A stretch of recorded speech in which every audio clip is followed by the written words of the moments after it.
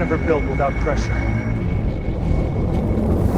The Nuclear Gambit, in theaters now.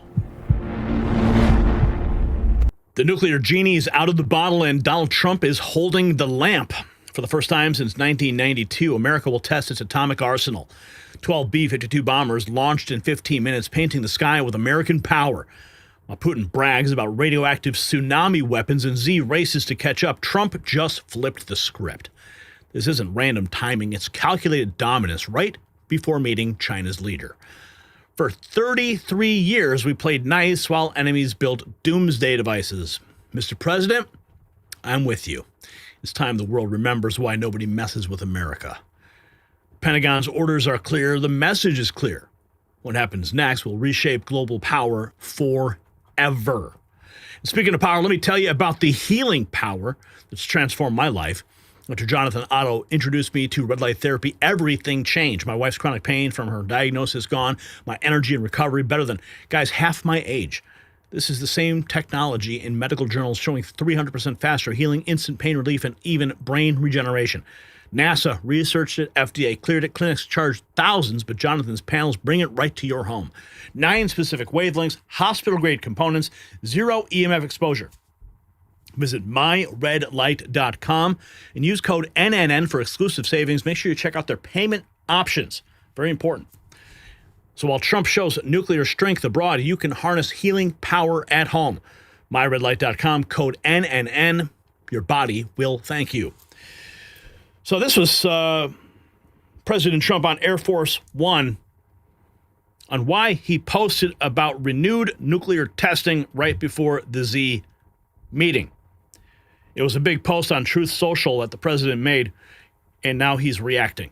Why did you write your Truth Social about nuclear testing? What about resuming nuclear testing? What prompted you to do that right before the meeting? It had to do with others. They seem to all be nuclear testing. Russia? We have more nuclear weapons than anybody. We don't do testing. We've halted it many years ago. But with others doing testing, I think it's appropriate that we do also. Any details around the testing, sir? Like where, when? It'll be announced. We have test sites. It'll be announced. Why did you write your Truth Social about nuclear testing? What about... We have test sites ready to go.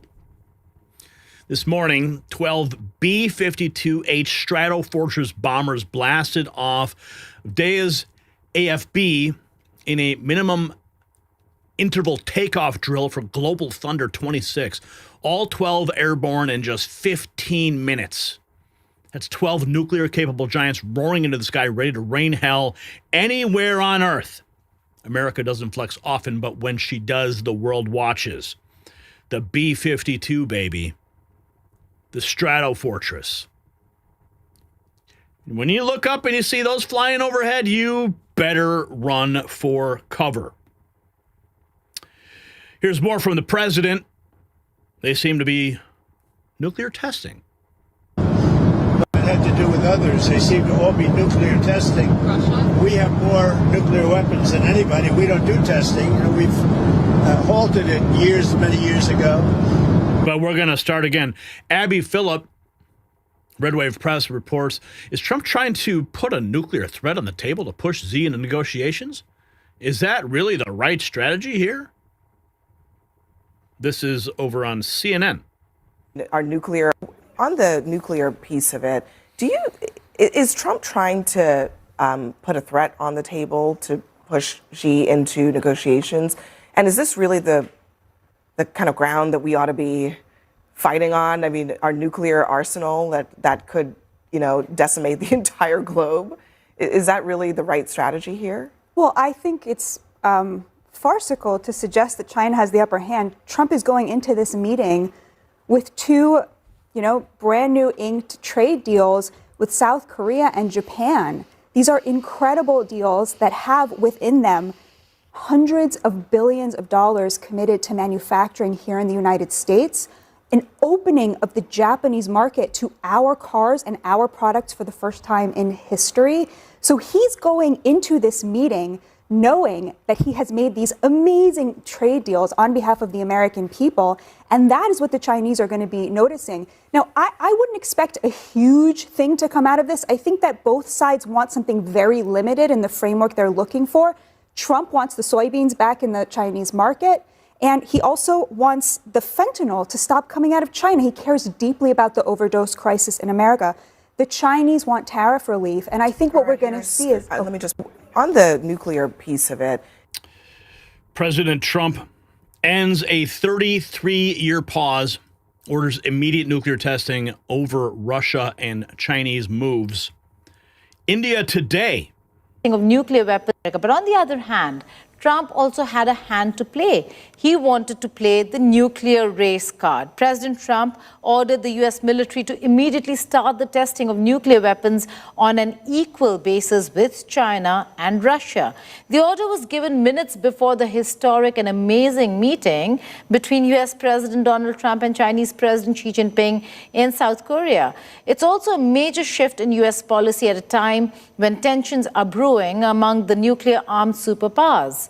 Now, in a post on Truth Social, Trump said, and I quote, "The United States has more nuclear weapons than any other country. Russia is second, and China is a distant third, but will be even within 5 years. Because of other countries' testing programs, I have instructed the Department of War to start testing our nuclear weapons on an equal basis."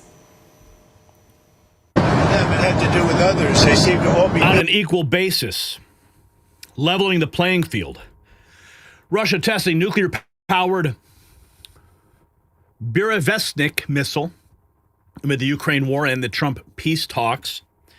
The Russian president, 24 hours ago, announced that Russia successfully tested their Poseidon nuclear-capable doomsday torpedo, capable of triggering radioactive tsunamis, rendering coastal cities uninhabitable. So here is a graphic, a nuclear torpedo detonating and creating a massive radioactive tsunami. Lovely. 8 hours ago, Tom Cotton says Russia and China have conducted supercritical nuclear weapons tests to advance their nuclear programs. The U.S. has been bound to a zero-yield test standard since '92. It's welcome news that President Trump is allowing us to conduct activities on par with Russia and China to advance and modernize the U.S. nuclear stockpile. Of course, everyone's going to freak out about this. Admiral Crail, welcome and congratulations on your nomination, and thank you and your wife for your decades of service to our nation. I thought nuclear testing might be a hot topic of discussion this morning. I'll put aside the obvious benefits of such testing to ensure the stockpile is fully prepared and ready for any contingency, but in general, tests of all kinds, whether nuclear or conventional, don't just provide those benefits, but also can send a strong message of resolve and deterrence. We saw the exact opposite effect at times during the last administration when President Biden canceled routine tests of our Minuteman III missiles to avoid supposedly escalating tensions with China or Russia. Could you speak to me in your best military advice about the impact of a successful weapons test, whether nuclear or conventional, on our adversaries and maintaining that regular testing schedule? That regular testing schedule, thank you for the question, Senator. If confirmed, the STRATCOM commander is responsible for the requirements associated with accuracy and effectiveness of the weapons. And that then drives the services and other subject matter experts' analysis of the testing required to meet those objectives. So I agree fully with you. It is a really, really important aspect of demonstrating the reliability and credibility of our nuclear deterrent, and that's an essential attribute for deterrence versus particularly in this era. Thank you. Critics of our nuclear arsenal often claim that it costs too much and we never use them. I like to rejoin that we use our nuclear weapons every single day, and we have for 80 years. Although we have not detonated a nuclear weapon in combat for 80 years, the very existence of them and at their high state of readiness every single day for 80 years has deterred the kind of major conflict we saw twice in less than 20 years in the 20th century. Do you agree with me, Admiral, on the absolute necessity of both maintaining and modernizing our arsenal to preserve this deterrent effect? I agree, Senator. Thank you. Do you also agree with me, given this remarkable run of 80 years without a general global war, after having 2 of them in 20 years, that we don't actually spend all that much money on our nuclear forces? I agree with you, Senator, and I would echo and foot stomp your point with respect to our nation's deterrent gets exercised every single day, and the credibility associated with that prevents war. And I think I'm right, just ballparking it, that we spend about 5% of our total military budget all in on our nuclear arsenal, maybe a little more at the height of modernization, maybe a little less outside of it. Is that a fair estimate? That's a fair estimate, Senator. Do you think 5% plus or minus a little bit is a reasonable expenditure to avoid? Deterrence, that's what it comes down to, folks. Here is Vladimir Putin announcing the successful test of the Poseidon nuclear-powered underwater drone. Its capabilities significantly surpass the Sarmat missile. The Sarmat missile is one of the most devastating weapons. And just yesterday, there was another test of a future weapons system, and that's an unmanned submarine, Poseidon unmanned submarine.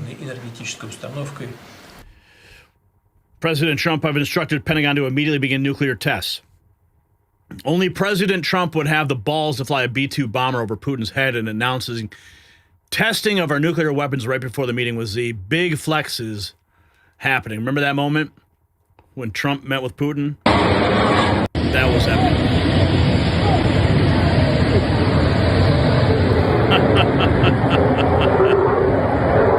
Look up, bitch.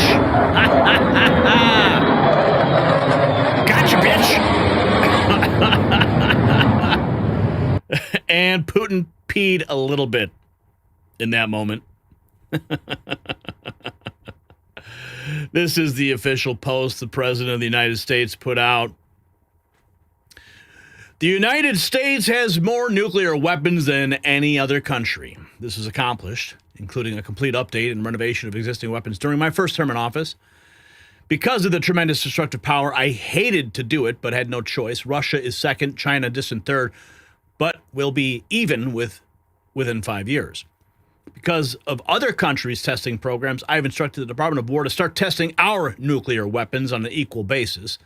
The process will begin immediately. Thank you for your attention to this matter. President Donald J. Trump. If you got value from this report, tap subscribe. My final thought is next. So this is American strength unleashed. While Biden let Russia and China test weapons unchecked, Trump just reminded them who owns the sky. 33 years of nuclear silence broken with one tweet. Putin thought his Poseidon torpedoes would intimidate us. Xi thought he'd catch up while we slept. Well, they thought wrong. Trump's not starting an arms race. He's only ending one by winning it. The timing says everything.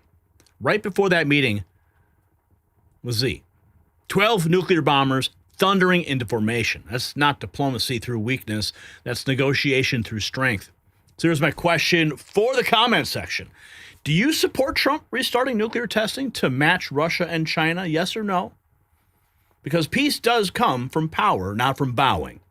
And this president understands what his predecessor forgot. You can't protect America by apologizing for it. If you want to support our work here, check out our merch shop and show that you stand with American strength because the world's watching and Trump is leading.